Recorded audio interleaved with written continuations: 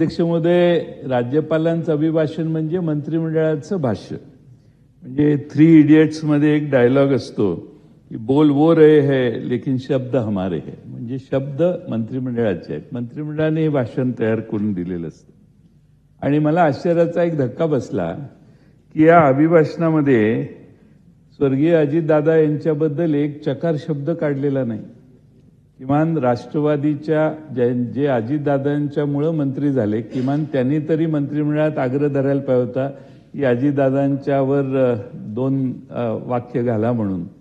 पण तो विसर किमान दादांना भावपूर्ण श्रद्धांजली राज्यपालांच्या तोंडातून आलं तर त्याला जास्त, आता मला खात्री आहे मुख्यमंत्री तर नक्कीच त्यांच्या अर्थसंकल्पात करतील, पण अभिभाषणात येणं हे सर्व राज्याच्या वतीनं होत असणारं भाषण आहे.